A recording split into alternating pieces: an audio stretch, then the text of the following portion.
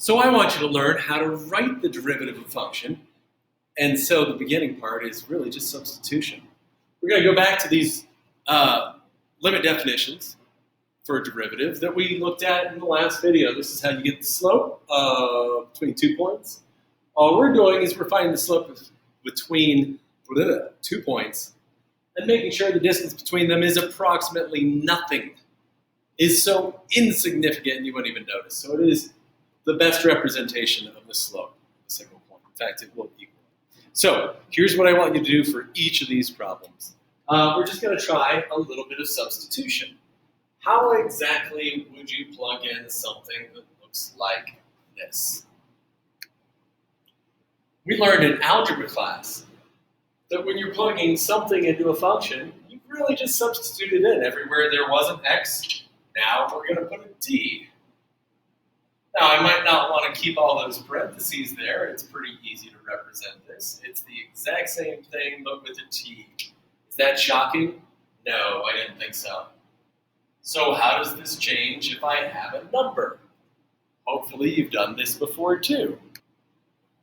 Well, that's kind of nice, because when you plug in a number, there's a lot more simplifying. Your answer isn't quite as long. There's no variables. You just get a nice, easy number. That's pretty great to understand. So I want you to take a look at these next two examples. I want you to try and think about how you would do that.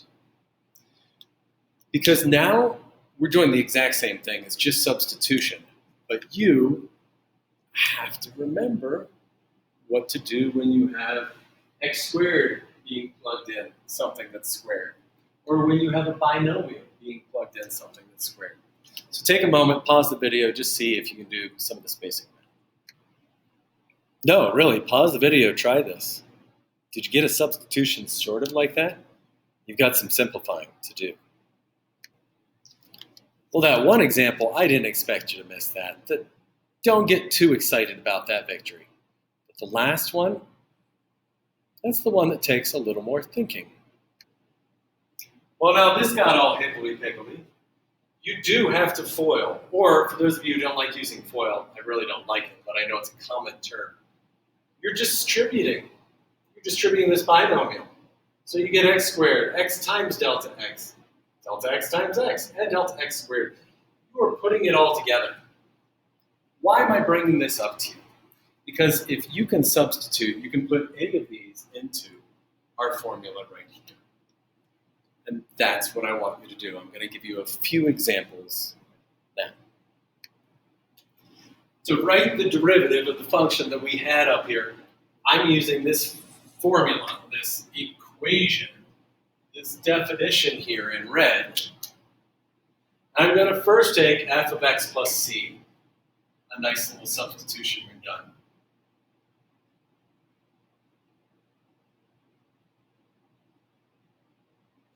Then I'm going to say, I'm going to subtract minus f of x. That's our original function that's up here. Ladies and gentlemen, I'm putting this in parentheses so you don't forget to distribute the negative sign, to subtract every single term. Then on the bottom, there's just c. If you can do the substitutions, if you can figure out what f of x plus c is, you can write the derivative.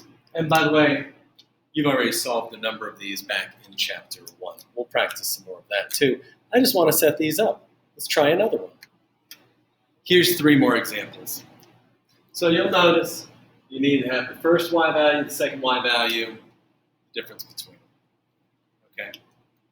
So we start off with the first one. How would you rewrite f of x the way that is put there?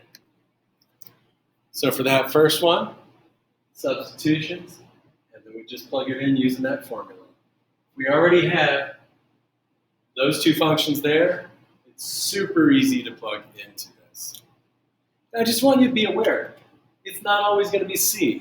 Very oftentimes you'll see an h here or a delta x. Delta x is particularly annoying for me, but it is common.